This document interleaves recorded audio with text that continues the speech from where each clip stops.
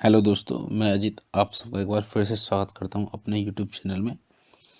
तो दोस्तों, जैसा कि आप सब जानते हैं कि यूपी में 2023 में यूपीएसआई की वैकेंसी आने वाली हैं और यूपी कांस्टेबल की वैकेंसी आने वाली हैं। तो आपको बता दें कि पिछली बार जो यूपीएसआई का जो पेपर हुआ उसमें काफ़ी ज़्यादा मेरिट बहुत हाई गई थी उसमें, और कुछ धांधले वाली बहुत ज़्यादा हुई थी। इस बार जो बच्चे सीरियस हैं और तैयारी करना चाहते हैं तो वो हमारे चैनल से जुड़ सकते हैं। आपको बता दें, हम प्रीवियस ईयर के जो क्वेश्चन पेपर हैं उन्हीं की पीडीएफ की वीडियो लेके आते रहेंगे। तो जो 2017 में पेपर हुए थे फिलहाल हम उनकी लेके आ रहे हैं, और 2021 वालों की भी हम आने वाले टाइम में अपलोड करते रहेंगे। आपको बता दें, यदि अभी तक आपने हमारे चैनल को सब्सक्राइब नहीं किया तो चैनल को सब्सक्राइब जरूर करें, आने वाली वीडियो का नोटिफिकेशन आपको मिलता रहे। तो चलिए वीडियो को शुरू करते हैं। तो चलिए दोस्तों, अब हम हिंदी जो सामान्य हिंदी है उसके हम 40 क्वेश्चन लेके आए हैं, जिनको आज हम करने वाले हैं। और आपको ये शिफ्ट वाइज क्वेश्चन हम आपको प्रोवाइड कराते रहेंगे। यदि आपको इन क्वेश्चन की पीडीएफ चाहिए तो आप हमारे टेलीग्राम चैनल से जुड़ सकते हैं, जिसका लिंक मैं आपको वीडियो के डिस्क्रिप्शन में दे दूँगा। तो देखिए, पहला क्वेश्चन है, और इसको शुरू करने से पहले आपको बता दूँ, अभी तक आपने हमारे चैनल को सब्सक्राइब नहीं किया तो प्लीज़ चैनल को सब्सक्राइब जरूर कर लें। चलिए शुरू करते हैं। देखिए, पहला क्वेश्चन है हमारा, ये कह रहा है निम्नलिखित में से शुद्ध वाक्यों को पहचानिए। आपको पहचानना है कि इसमें सबसे शुद्ध वाक्य कौन सा है। 4 वाक्य दिए हुए इसमें। पहला है राधा घर पर नहीं है, दूसरा है राम पाठशाला बैठा है, तीसरा है आप अवश्य सुने होंगे, और जो चौथा वाक्य है वो है मैंने एक नाटक का अनुवाद किया। आपको इनमें से बताना है ये 4 वाक्य कौन सा इसमें से शुद्ध वाक्य है। तो चलिए मैं बताता हूँ आपको, इसमें से इसका जो राइट आंसर है वो है डी। ये कह रहा है मैंने एक नाटक का अनुवाद किया। ये इस सवाल का एकदम राइट आंसर है। तो देखिए, ऑप्शन नंबर डी इस सवाल का राइट आंसर है। चलिए अगले क्वेश्चन को देखते हैं। ये हमारा देखिए, बूंद अघात सही गिरी कैसे, खल के वचन संत सह जैसे। इस पंक्ति में कौन सा अलंकार का प्रयोग हुआ है वो आपको बताना है। ऑप्शन ए है विभावना अलंकार, बी है दृष्टांत अलंकार, और सी है रूपक अलंकार, और जो डी है वो है उपमा अलंकार। इस सवाल का राइट आंसर बी है दृष्टांत अलंकार। देखिए, जहां पहले कोई बात कहकर उससे मिलती जुलती बात द्वारा दृष्टांत दिया जाए, यानी कि किसी ने कोई बात कही और उससे मिलती जुलती कोई बात दे के कोई दृष्टांत देवे, लेकिन समानता किसी शब्द द्वारा प्रकट न हो। लेकिन क्या है कि दोनों में समानता नहीं मिल रही हो, तो वहाँ कौन सा अलंकार होता है? दृष्टांत अलंकार। यानी कि ऑप्शन बी इस सवाल का राइट आंसर है। तो देखिए, क्वेश्चन नंबर 3 पे चलते हैं। ये कह रहा है रघुकुल रीति सदा चली आई, प्राण जाए पर वचन न जाई। प्रस्तुत पंक्ति में कौन सा अलंकार प्रयुक्त हुआ है? इसमें भी आपको बताना है। देखिए, ए है हमारा अत्यंतानुप्रास अलंकार, और श्रुत्यानुप्रास अलंकार, तीसरा है वृत्यानुप्रास अलंकार, और जो चौथा है वो है लाटा अनुप्रास अलंकार। देखिए, इसका जो राइट आंसर है वो है हमारा ए। इस सवाल का राइट आंसर। अब मैं आपको इसके बारे में थोड़ा सा बता देता हूँ। देखिए, अत्यानुप्रास अलंकार जो होता है, ये जहाँ पदांत में एक ही स्वर तथा एक ही व्यंजन की आवृत्ति हो, यानी कि जो पदांत होता है उसमें एक ही स्वर और एक ही व्यंजन की आवृत्ति होती है, वहाँ अत्यंतानुप्रास अलंकार होता है। तो देखिए, अब हम अगले क्वेश्चन नंबर 4 को देखते हैं। क्या कह रहा है? ये कह रहा है क्रिया के मूल रूप को खालिस्तान कहते हैं। क्रिया का जो मूल रूप है उसको हम क्या कहते हैं? पहला है धातु, फिर है काम, और जो सी है तीसरा वो है पुरुष, और चौथा है काल। आपको बता दें, क्रिया का जो मूल रूप होता है उसको हम क्या कहते हैं? धातु कहते हैं। देखिए, इसमें जो आएगा वो हमारा ऑप्शन नंबर ए इस सवाल का राइट आंसर हो जाएगा। तो चलिए अगले क्वेश्चन को देखते हैं। जो 5वां क्वेश्चन है वो है हमारा, अमीर खुसरो किस शैली के लिए प्रसिद्ध नहीं है। अमीर खुसरो एक कवि हैं और वो कौन सी शैली के लिए प्रसिद्ध नहीं है। देखिए, पहला गजल, और जो बी है दूसरा वो पहेलियाँ, तीसरा गीत, और जो डी है वो है खालिक बारी। तो इसका जो राइट आंसर है वो है सी, अमीर खुसरो एक गीत शैली के लिए प्रसिद्ध नहीं है। अमीर खुसरो गीत शैली के लिए प्रसिद्ध नहीं है।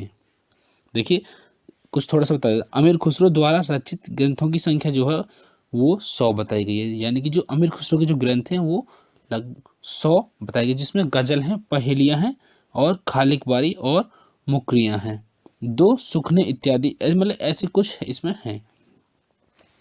तो इसका जो राइट आंसर है वो है सी। अब हम नेक्स्ट क्वेश्चन पर जाते हैं, क्वेश्चन नंबर 6। देखिए, परिंदे कहानी निम्न वर्णित में से किस कथाकार की है। जो परिंदे कहानी है वो किस रचनाकार की है, आपको बताना है। देखिए, इसमें ए है भीष्म साहिनी, बी है मुक्तिबोध, और जो सी है निर्मल वर्मा, और डी है इसका प्रेमचंद। जो परिंदे है वो किसने लिखी, आपको ये बताना है। इसका जो राइट आंसर है वो है सी,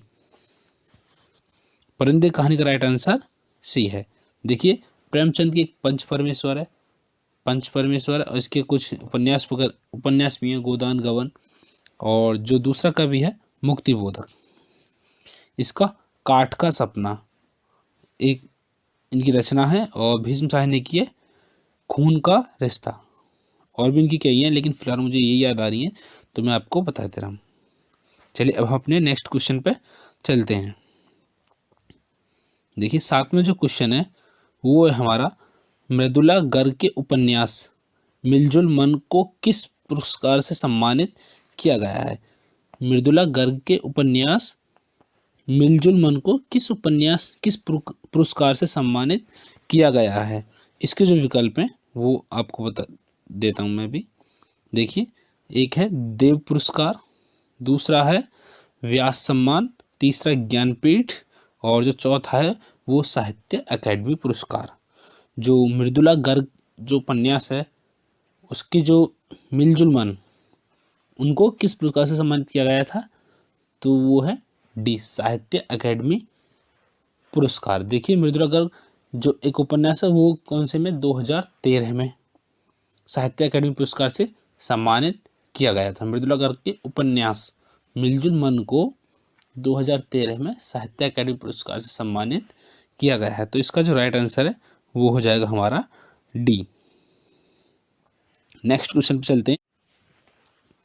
तो चलिए दोस्तों, अब हम अपने क्वेश्चन नंबर 8 पर आ गए हैं, और ये जो क्वेश्चन है ये केस स्टडी वाला क्वेश्चन है जिसमें गद्यांश दिया हुआ है। तो पहले हम अपने गद्यांश को पढ़ लेते हैं। देखिए, ये कह रहा है, ऐतिहासिक दृष्टि से भारतीय संस्कृति विश्व की प्राचीनतम संस्कृतियों में से एक है। भारतीय संस्कृति संत शिव सुंदरम के स्वर्णिम सिद्धांत को अपना ध्येय मानकर विश्व में सदैव अहिंसा, शांति और विश्व बंधुत्व के सिद्धांतों का विचार करती रही है। भारतीय संस्कृति के विषय परिस्थितियों में भी जीवित रहने तथा उसके सफल रहने का रहस्य उसकी अपनी विशेषताएं हैं, जिनमें प्रमुख है उसकी प्राचीनता, पृथकता, निरंतरता और आध्यात्मिकता, धर्म प्रधानता, सहिष्णुता तथा सामान्यवता। तो ये इसका गद्यांश है। अब हम इसके क्वेश्चन पर आ जाते हैं। तो देखिए दोस्तों, क्वेश्चन नंबर 8 है इसका गद्यांश का। ये कह रहा है, प्रस्तुत गद्यांश में क्या वर्णित है। यानी कि अभी जो हमने गद्यांश पढ़ा है उसमें आपको बताना इनमें से क्या दे रखा है। देखिए, भारतीय संस्कृति का मूल्यांकन, बी है भारतीय संस्कृति का प्रचार, सी है भारतीय संस्कृति की विशेषता, और जो डी है वो है भारतीय संस्कृति की परंपरा। तो अभी जो हमने पढ़ा है उनमें से इसमें है ऑप्शन सी, भारतीय संस्कृति की विशेषता। अब हम अपने भारतीय संस्कृति जो विशेषता वो इस गद्यांश में वर्णित है। अब हम अपने क्वेश्चन नंबर 9 पर आ जाते हैं। देखिए, प्रस्तुत गद्यांश में कौन सा शब्द विषम का विलोम शब्द है। हमने जो गद्यांश पढ़ा उसमें विषम का विलोम शब्द एक दिया हुआ, वो हमको बताना है। तो देखिए, एक है विकट, बी है समान, सी है कठिन और डी है सम। इसमें देखिए, इसमें है विषम का जो विलोम शब्द है सम। विषम होता है उल्टा और उसका जो विलोम शब्द दिया हुआ है सम।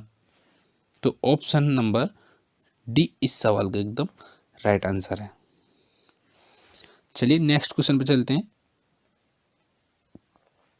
नेक्स्ट क्वेश्चन है इसका, सदैव शब्द का विच्छेद दिए हुए विकल्पों में से कौन सा है। सदैव एक शब्द है जिसका संधि विच्छेद इसमें से हमको बताना है। देखिए, सदैव का जो संधि विच्छेद होता है वो होता है सदा। देखिए, सदा प्लस एव, ये होता है सदैव का संधि विच्छेद। तो इसमें जो विकल्प दिया हुआ है वो है हमारा सदा प्लस एव, ऑप्शन डी इस सवाल का राइट आंसर है। तो चलिए अब हम अपने क्वेश्चन नंबर 11 पर चलते हैं। दिए गए विकल्पों में से बिल्ली शब्द का बहुवचन कौन सा विकल्प है। जो बिल्ली शब्द है उसका एक बहुवचन दिया हुआ है विकल्पों में, उसको हमें बताना है। तो देखिए, पहला है बिल्लियाँ, फिर है बिल्लियाँ, बिल्ले और बिल्ला। आपको 4 विकल्प दिए हुए, बिल्ली का बहुवचन बताना है। तो बिल्ली शब्द का जो बहुवचन होता है वो होता है बिल्लियाँ।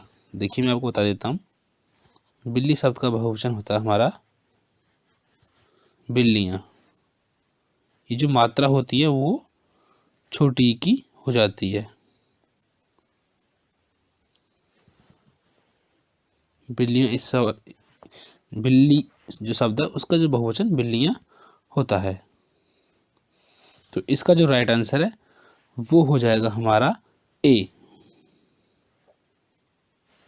देखिए, बिल्ली मात्रा बड़ी ई की है और बहुवचन करेंगे तो बिल्लियाँ, जो ई की मात्रा है वो बड़ी से छोटी हो जाएगी और यहाँ पे चंद्रबिंदी लग जाएगी। चलिए अब हम नेक्स्ट क्वेश्चन पे आते हैं अपने पे। बसंत के मौसम में पीले फूल खिलते हैं, प्रस्तुत वाक्य में विशेषण कौन सा है। जो बसंत होता है उस बसंत के मौसम में पीले फूल खिलते हैं, प्रस्तुत जो वाक्य दे रखा है उसमें हमको विशेषण बताना है। देखिए, बसंत के मौसम में पीले फूल खिलते हैं, ये जो वाक्य है इसमें जो विशेषण है वो है हमारा डी, यानी कि पीले। किसकी विशेषता बता रहा है, इसमें जो बता रहे हैं ना हम, जो विशेषता जो बता रहा है वो है पीले। बसंत के मौसम में कैसे फूल खिलते हैं, बसंत के मौसम में पीले। आपने पढ़ा होगा विशेषण की जो परिभाषा, संज्ञा सर्वनाम विशेषता बताने वाले शब्दों को विशेषण कहते हैं। तो जो पीले है विशेषता कौन बता रहा, पीले, पीले फूल खिलते हैं। तो इसका डी राइट आंसर हो जाएगा। चलिए अगले क्वेश्चन पे देखते हैं। दिए गए विकल्पों में से भुजंग शब्द का समानार्थी शब्द कौन सा है। भुजंग शब्द का समानार्थी शब्द बताना है आपको। समानार्थी जो शब्द जो पर्यायवाची होते हैं वो होता है, देखिए, पहला है सर्प नाग, दूसरा क्षीर पे, तीसरा सेल भूधर और जो डी है इसका वो है पहाड़ नग। तो देखिए, भुजंग शब्द जो होता है, देखिए हम वैसे क्या इसको कहते हैं, भुजंग शब्द बोलते हैं हम नाग, कहते हैं ना काला भुजंग नाग था।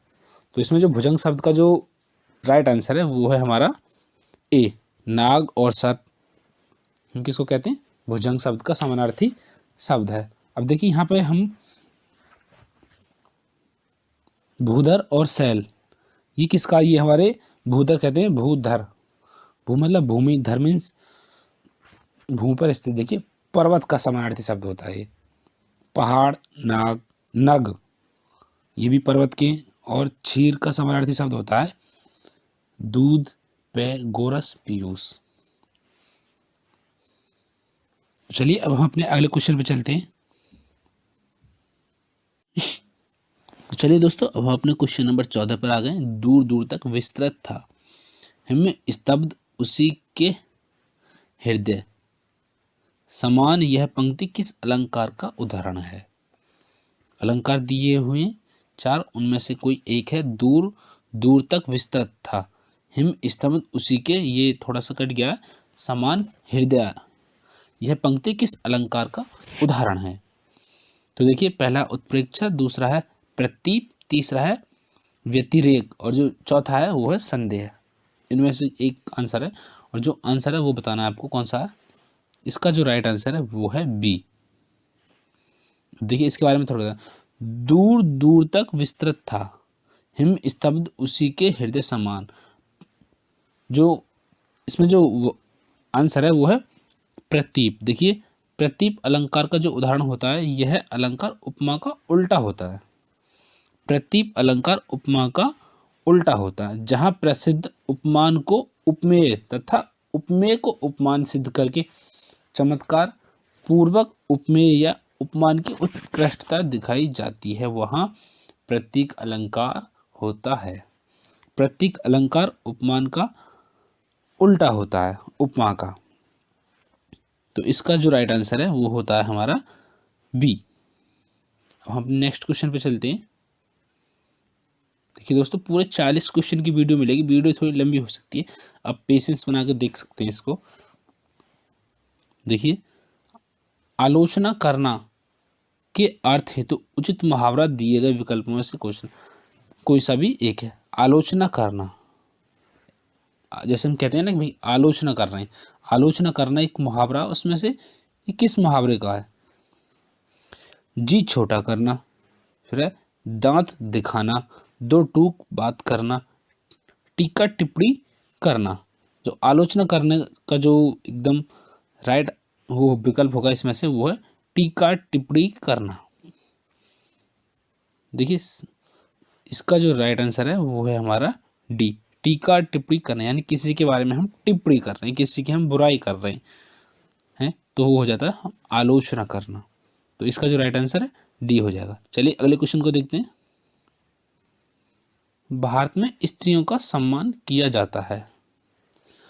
भारत में स्त्रियों का सम्मान किया जाता है, प्रस्तुत वाक्य में त्रुटिवाचक शब्द है वो हमको बताना है। देखिए, भारत में स्त्रियों का सम्मान किया जाता है, इस ये जो वाक्य है इसमें से किस शब्द में त्रुटि है वो हमको बताना है। तो देखिए, पहला है किया, दूसरा स्त्रियों, सी है सम्मान, और डी है भारत।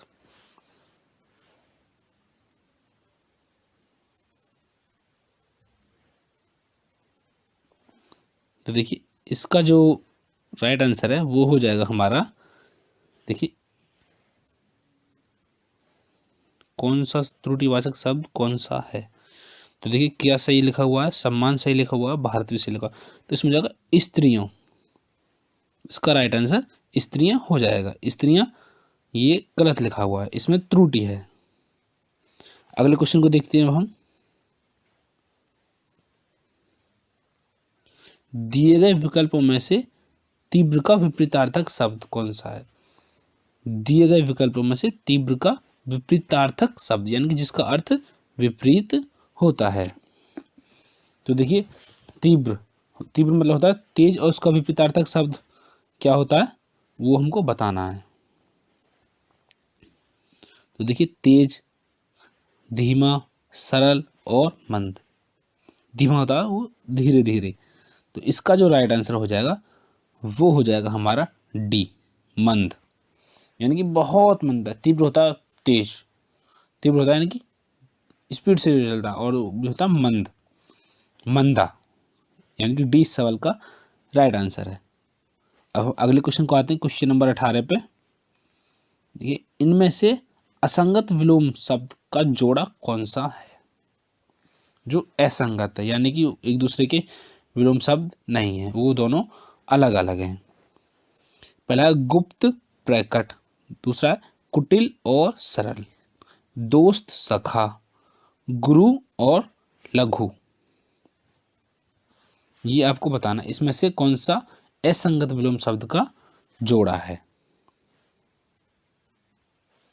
तो देखिए, पहला है गुप्त और प्रकट, यानी कि छुपा हुआ और दिखा हुआ, और कुटिल और सरल, कठिन और आसान।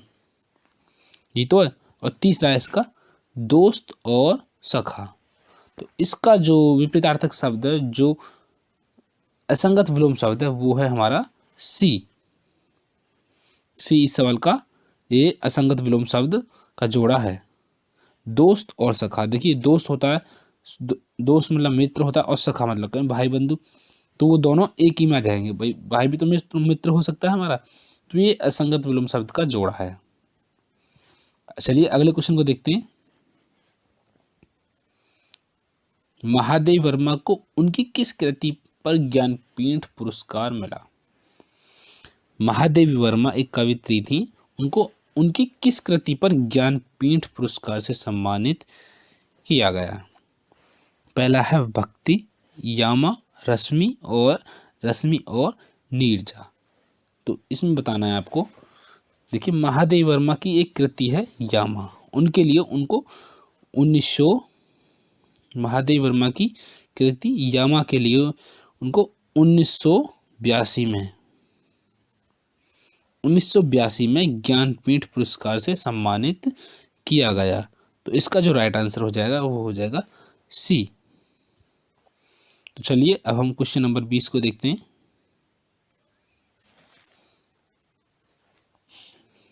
देखिए ये कह रहा है इनमें से कौन सा शब्द नदी का समानार्थी नहीं है?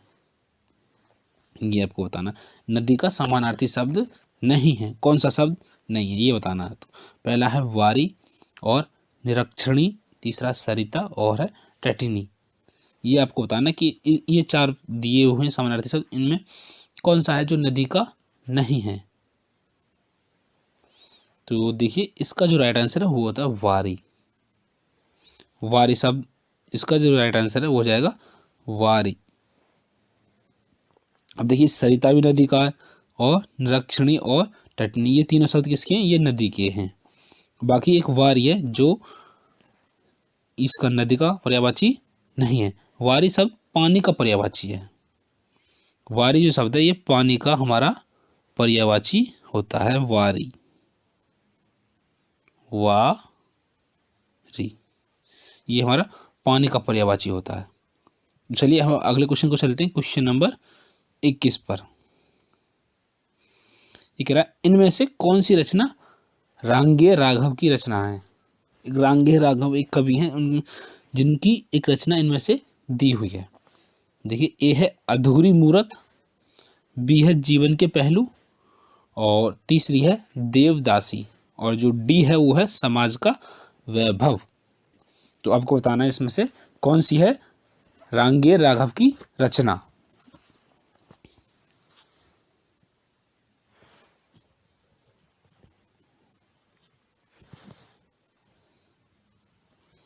तो रांगे राघव की रचना, सॉरी ये नहीं है पूछ रहा है, क्योंकि इसमें तो दे रखी भाई, इसमें 3 दे रखी हैं और 3 रांगे राघव की रचना, एक नहीं है, वो बताना आपका। इसके लिए सॉरी चाहूँगा मैं, ये थोड़ा सा जूम हो गया था।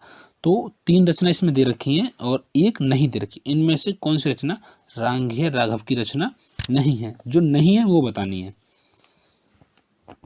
तो देखिए इसका जो राइट आंसर हो जाएगा वो होता है जीवन के पहलू। जीवन के पहलू रांगे राघव की रचना नहीं है, बाकी सब रांगे राघव की रचना है।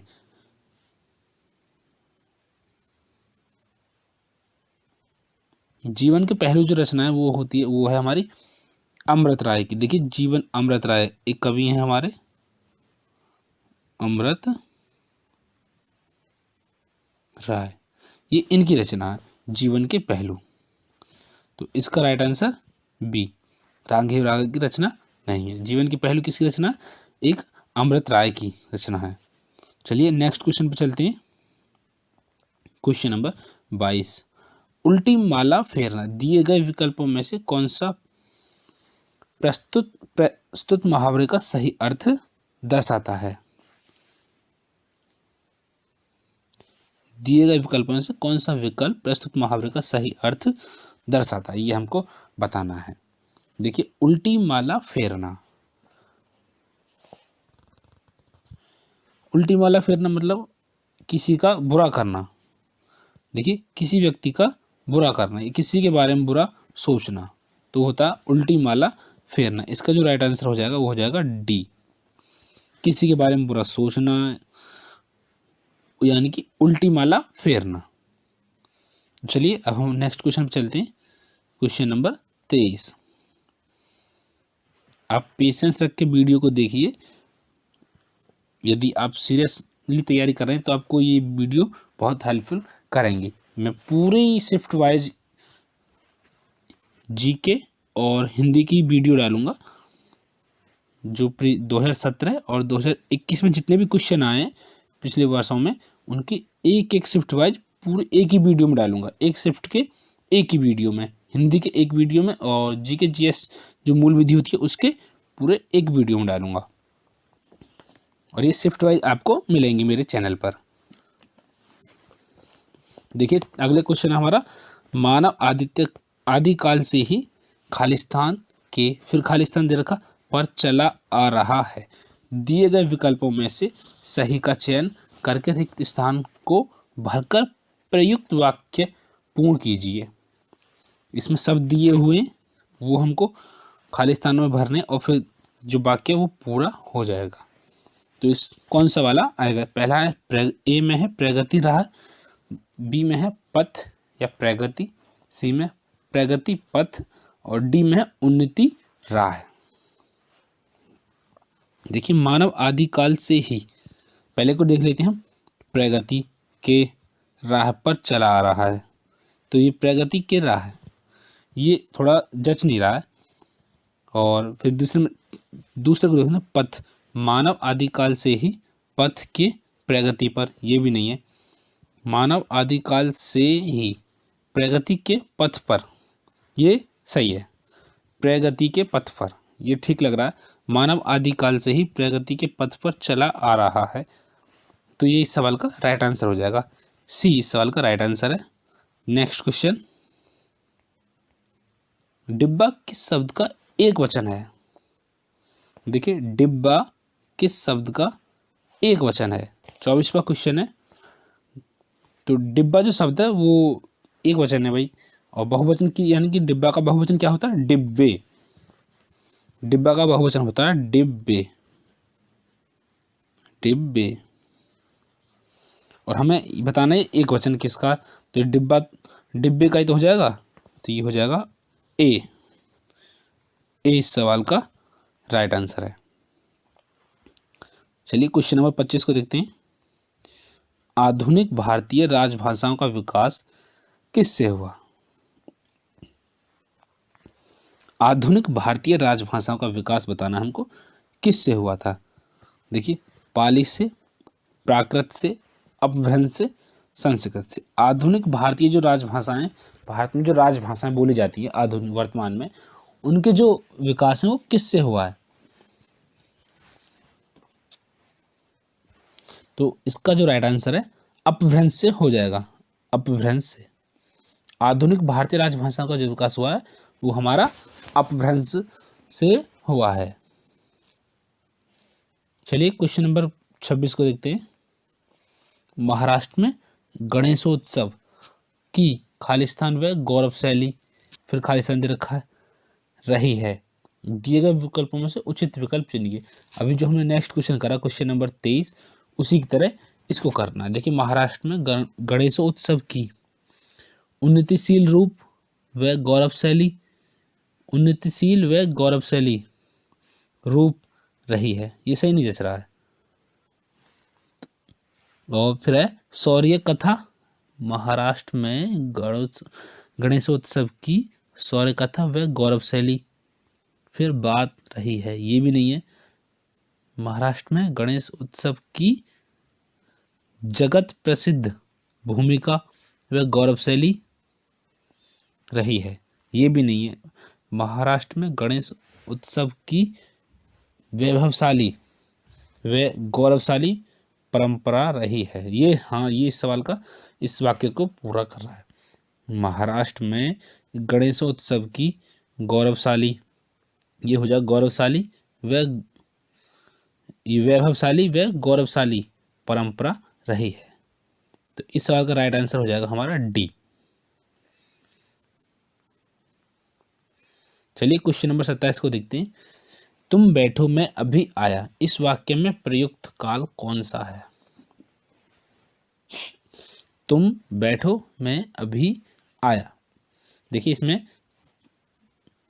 तुम बैठो मैं अभी आया, ये देखा तुम बैठो मैं अभी आया, इसमें कौन सा काल का प्रयोग है?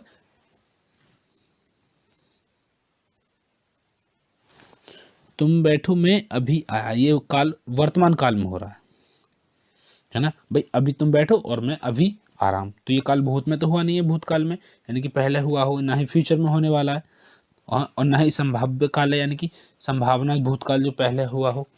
तुम बैठो मैं अभी आया, वर्तमान काल है इसका, तो इस सवाल का राइट आंसर बी हो जाएगा। अब हम अगले क्वेश्चन पे, क्वेश्चन नंबर 28। क्वेश्चन नंबर 28 कह रहा कागज चला हंस की चाल, खाली स्थान दे रखा है, यह लोकोक्ति पूर्ण करने हेतु उचित विकल्प चुनना है हमको।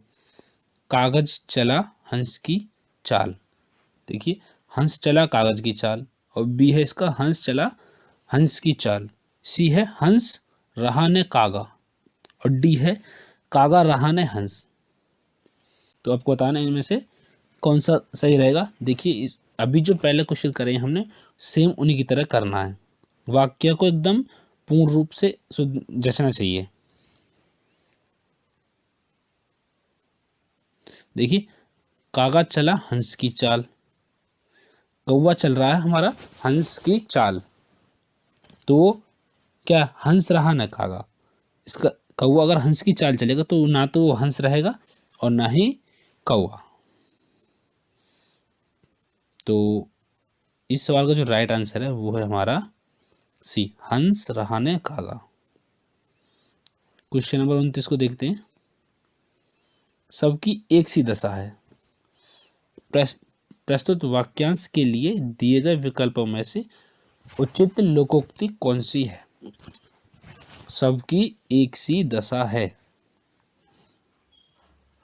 कौन सी लोकोक्ति इनके लिए सही है? अपनी पगड़ी अपने हाथ, अपनी अपनी ढपली अपना अपना राग, और सी है घर घर मटियाले चूहे, अपने दही को खट्टा कौन कहे, अपनी दही को खट्टा कौन कहे। तो देखिए इसमें सबकी एक सी दशा है, यानी कि घर घर मटियाले चूहे चूल्हे, तो यानी घर घर मिट्टी के चूल्हे हैं, सबकी एक सी दशा, सबके एक जैसे चूल्हे हैं, तो इसका राइट आंसर हो जाएगा सी, घर घर मटियाले चूहे। चलिए अगले क्वेश्चन को देखते हैं।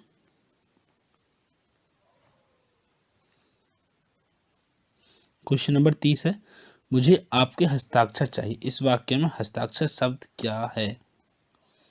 मुझे आपके हस्ताक्षर चाहिए, इस वाक्य में हस्ताक्षर शब्द क्या है? ये बहुवचन है, एक वचन है, नित्य वचन है, या नित्य बहुवचन है, या नित्य एक वचन है, ये आपको बताना है। मुझे आपके हस्ताक्षर चाहिए।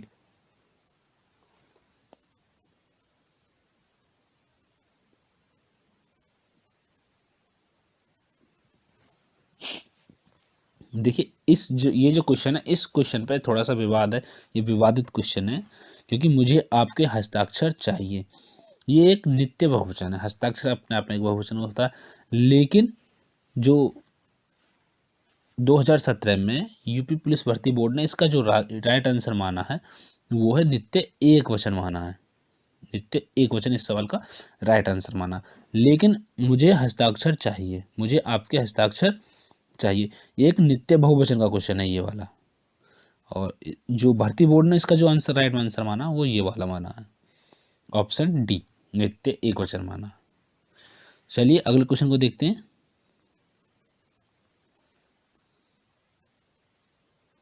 ये है हमारा, मैंने अपना घर मटमैले रंग का करवाया है, इसमें मटमैला शब्द क्या है? मैंने अपना घर मटमैले सब रंग का करवाया है, इसमें जो शब्द है मटमैला वो कैसा शब्द है, यानी कि विशेषण है, सर्वनाम है, विशेष्य है, या फिर संज्ञा है? मैंने अपना घर मटमैले रंग का करवाया है। तो ये क्या बता रहा, मटमैले क्या बता रहा है, एक विशेषता बता रहा है, यानी कि ये कैसा शब्द है, एक विशेषण शब्द है। मटमैला शब्द जो है वो हमारा एक विशेषण, और जो विशेषण की विशेषता होते हैं वो होते हैं विशेष, संज्ञा और सर्वनाम की जो विशेषता बताते हैं वो होते हैं हमारे विशेषण। तो कैसे कलर का करवाया, मटमैले। नेक्स्ट क्वेश्चन पे चलते हैं। निम्न शब्दों में से अशुद्ध शब्द पहचानिए। ये जो शब्द दिए हुए हैं चार, इनमें से आपको अशुद्ध शब्द बताना है कि कौन सा शब्द अशुद्ध शब्द है। पहला ए है रचयिता, बी है पूजनीय, सी है आंख और डी है नर्क। आपको इनमें से बताना है, अशुद्ध शब्द बताना है। तो देखिए इस सवाल का जो राइट आंसर हो जाएगा वो हो जाता है ए, रचयिता। रचयिता क्या है, इस मतलब एक अशुद्ध शब्द है जिसका जो शुद्ध रूप होता है रचयिता। रचयिता रचयिता, और इसमें जो लिखा हुआ है ये शुद्ध रूप होता है इसका, और इसमें जो लिखा हुआ है ये वाला लिखा हुआ है रचयिता, रचयिता। तो ए इस सवाल का राइट आंसर है। नेक्स्ट क्वेश्चन में चलते हैं, क्वेश्चन नंबर 33। 7 क्वेश्चन, ये 7-8 क्वेश्चन हो रहेंगे, बाकी पहुंचने वाले हैं हम एक शिफ्ट में। ये जो हिंदी के एक इसमें सारे क्वेश्चन मिल जाएंगे आपको। पंडित शब्द का स्त्रीलिंग रूप क्या है, पंडित शब्द का स्त्रीलिंग रूप क्या है, ये आपको बताना है। देखिए पंडित, पंडिताइन, पंडिता, पंडितानी है, और तीसरा है पंडितायन। तो पंडिता भी सही नहीं है, पंडितानी भी सही नहीं है, और पंडितायन या पंडिताइन, इन दोनों में कन्फ्यूजन है, इनमें से कोई सा भी एक है। तो मैं आपको बता दूं जो राइट आंसर है वो पंडितायन होता है। पंडितायन पंडित का स्त्रीलिंग रूप होता है, पुरुष होता है पंडित और स्त्री होता है पंडिताइन। नेक्स्ट क्वेश्चन पे चलते हैं, क्वेश्चन नंबर 34। दिए गए विकल्पों में से विभावना अलंकार का उदाहरण पहचानिए। विभावना अलंकार का आपको उदाहरण पहचानना है। देखिए ए है या अनुरागी चित्त की गति समझ ही नहीं, समझ ही नहीं। बी है शीतल ज्वाला जलती है, ईंधन होता द्रग जल का। और जो सी है वो होता है श्याम और कीमी कहो बखानी। डी है बिनु पद चले सुने बिनु काना। ये विभावना अलंकार का आपको उदाहरण कौन सा है इनमें से आपको बताना है। देखिए विभावना जो अलंकार होता है, बिनु पद चले सुने बिन काना, बिगर पैर के चले और सुने बिन काना। इस सवाल का ये राइट आंसर है। विभावना जो शब्द है उसका जो राइट आंसर उदाहरण है वो बिनु पद चले सुने बिन काना, बिगर पैर के चले और बिगर कान के सुने। ये इस सवाल का राइट आंसर है। चलिए नेक्स्ट क्वेश्चन पे चलते हैं। मिर्जा गालिब किस शासक के दरबारी कवि थे। तो ये बताना मिर्जा गालिब वो किस शासक के दरबारी कवि थे। भाई गालिब के बहुत सारे शेर हैं, ये तो आपको पता ही होना चाहिए। मिर्जा गालिब किस शासक के दरबारी कवि थे। देखिए बहादुर शाह जफर, और बी है अकबर, सी है शाहजहां, और जो डी है वो है हुमायूं। तो बताइए मिर्जा गालिब के जो दरबारी कवि हैं वो हैं हमारे, मतलब किस शासक के थे, तो वो थे बहादुर शाह जफर। Bahadur Shah Zafar, option A. ना तो वो शाहजहां के थे और ना ही अकबर और ना ही हुमायूं। बहादुर शाह जफर के दरबारी कवि थे मिर्जा गालिब। चलिए नेक्स्ट क्वेश्चन चलते हैं। जिसके पास कुछ न हो वह खालिस्तान कहलाता है। जिसके पास कुछ न हो वो क्या कहलाता है। देखिए ए है अभागा, बी है अकिचन, और सी है असक्त, और जो डी है वो है तुच्छ। यानी कि जिसके पास कुछ भी न हो उसे हम क्या कहेंगे, या फिर वो क्या कहलाता है? वो देखिए वो होता है एग किचन। एग किचन यानी कि ऑप्शन नंबर बी इस सवाल का राइट आंसर है। Egg kitchen, kitchen. तो ऑप्शन बी राइट आंसर है। चलिए नेक्स्ट क्वेश्चन चलते हैं। दिए गए विकल्पों में से सुधार कर किस शब्द का समानार्थी शब्द है? दिए गए विकल्पों में से सुधाकर किस शब्द का समानार्थी शब्द है, यानी कि सुधाकर जो शब्द है किस शब्द का पर्यायवाची शब्द है, जो आपको बताना है। देखिए पहला है धरती, चांद, फिर हवा और डी है रात। इनमें से किसी एक का पर्यायवाची शब्द है सुधाकर, तो वो बताना। देखिए सुधाकर जो शब्द है वो तो चांद का पर्यायवाची होता है। सुधाकर शब्द होता है हमारा चांद का समानार्थी शब्द होता है। अब देखिए धरती, धरती का होता है भू धरा, तो इस सवाल का जो राइट आंसर है वो हो जाएगा बी। अब देखिए मैं आपको बता दूं, धरती, धरती का होता है भू धरा। हवा, हवा के आप जानते हो, हवा के होते हैं पवन वात, हवा के होते हैं पवन वात। और रात का समानार्थी होता है निशा, रैन, रजनी है। तो इसका जो राइट आंसर है वो हो जाएगा चांद, सुधाकर। चांद का पर्यायवाची शब्द है, सो यानी कि समानार्थी शब्द है। चलिए नेक्स्ट क्वेश्चन को देखते हैं। Question number 38।